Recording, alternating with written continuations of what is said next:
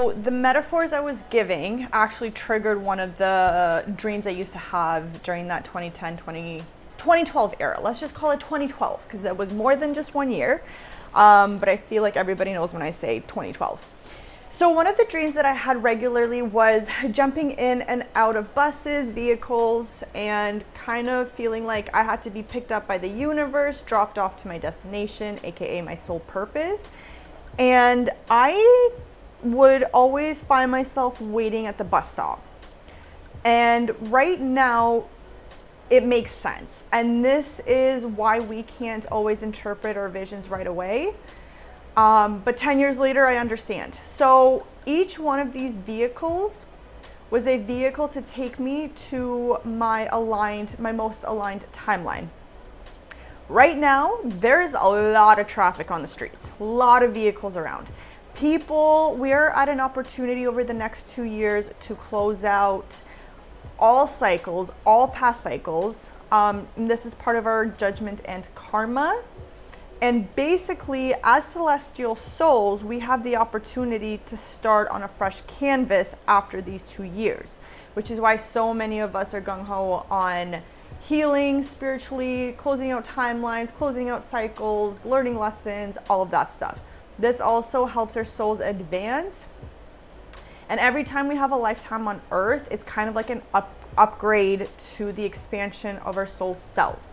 So right now what's happening, and you might be having these dreams where you're kind of like jumping in and out of vehicles, one car to another, you're being taken to a destination. For me, what it means is each one of these vehicles is taking you to a part of the ride. The ride essentially is the ride to the golden age. Each vehicle can represent a different part of your healing or of your spiritual upgrades. So whatever part you're in right now, that's kind of like the vehicle that you're in. And once you're completed that vehicle, it will take you to your next destination. And everybody's destinations are different. Everybody's spiritual journey is different. Once you're on the road, if you have learned your lesson before anyone else, it's like you get dropped off and they keep going on the same bus in the same route until they learn their lesson. You get dropped off and you get picked up by another bus, another vehicle, another lesson, another part of your spiritual journey, another part of your life and soul expansion and experience. So if you're having these dreams, definitely take note and try and journal, have your dream journal. Dreams can tell you a lot, which is something else I want to talk about right now. Wait, if any of you are worried that you're in the wrong vehicle or you're not going to arrive to the golden age, you don't have to worry about that. Spiritually speaking, all the ones that are meant to be on earth are going to stay on earth. Don't start thinking doomsday, because this is going to bring me to my next point. Don't start thinking doomsday, just start thinking, what vehicle am I in? What destination am I at in my spiritual journey? What destination do I want to go to? And no, you can't go straight to the golden age.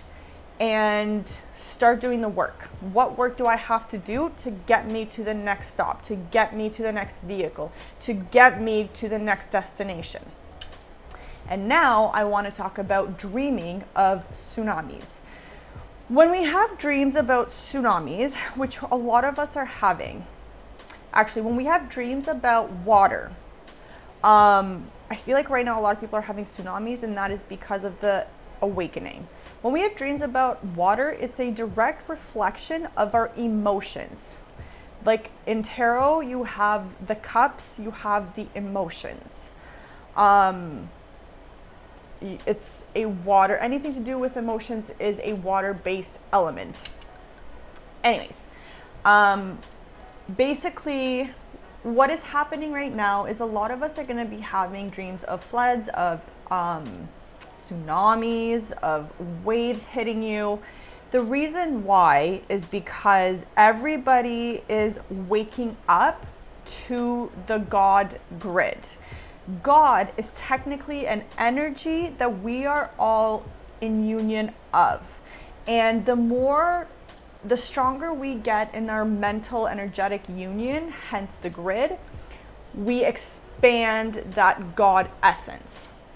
So when we are all undergoing similar or same emotions, the water gets stronger and bigger. And right now, with the way that the world is kind of being split up, it's the collectives. So you can understand how big your collective's emotional and energetic presence is through how much water you dream of. Okay, so for example, if it's calm water, it's calm emotions. If it's tsunamis, it is an insane wave hit of emotions that you are about to receive. If you are happy playing in the waves, then it's kind of like you're jumping in joy. If the water is dark, there's a good chance you're going through some sort of shadow emotions. If it's bright and sparkling, you're probably going through some sort of light upgrades in emotions. Color obviously plays an important part. Anything about that water you should take note of, because it tells you a lot more about your emotional state and your collective's emotional state, the people that you are connected to, than words ever really could. Anyways, which brings me to my theory about the actual tsunamis. My dreams personally are a little bit more confusing because I dreamt of the same scenario a couple different ways. So I dreamt of the different timelines and the potentials, and I am still currently dreaming of them. So it's kind of like I'm floating in and out of timelines. We start going into one direction and then we get pulled into a different direction and then we get pulled into this direction.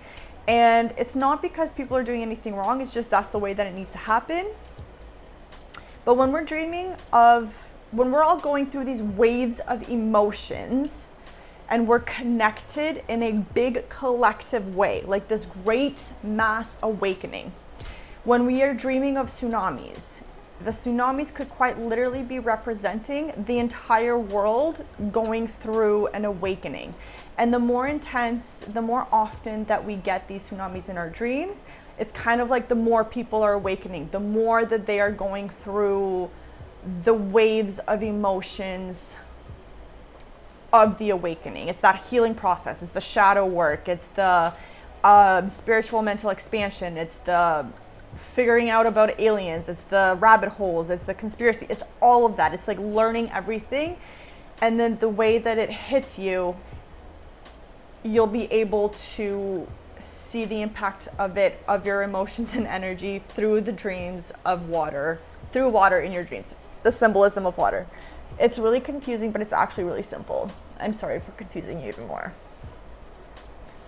And then my theory is that we have the opportunity to control the tsunamis from our astral selves to our physical selves.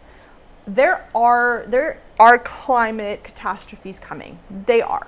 People have been talking about it for decades. And with the way that, especially in 2022, the weather's been going, shit's brewing. Like shit storms are brewing. And I wonder if us as a collective, through the control of our emotions, if we can control the literal tsunamis and waves of water that might be hitting this planet soon. What I mean by that, the way I see the different timelines, bear with me. The way I see the different timelines is like one of the timelines we all work together. We just start the golden age. Capitalism falls in on itself. We are able to quickly replace the things that have been displaced. And a lot more people, when they come into union, it's like we calm down the energies of Earth. Therefore, the seas don't get as stormy. And then there's another timeline that's kind of like the perfect split, 50-50. 50 die in the old world with the tsunamis, and 50% of the population rise with the golden age. And by rise, I mean literal floating islands. And then there is the third timeline. The third timeline is the one where we just can't get a hold on our emotions.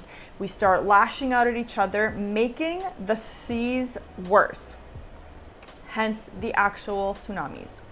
And I personally believe that our energy as a collective right now, like our literal emotions is energy. If we get our heads together and we start, which we already are, by the way, but if we start really focusing on what the golden age is, and I know we're getting visions of it, and it's going back to the old ways, it's going back to Earth, living along with Earth. Like that is your most important thing. Don't worry about how you're gonna get paid. Don't worry about any of that. Free shelter, free food for everyone, and it's going back to Earth's ways and natural order. But we have the opportunity to control the quite literal seas of our emotions through controlling and understanding and healing and processing of our emotions, which is why the spiritual community is constantly saying heal, heal, heal, so that you can learn to control your emotions, therefore control your energy, therefore be able to control the energies that affect this earth. So we are all in charge of controlling Earth's energy through controlling our own inner emotions. Okay, that's it. That's everything. Okay, bye.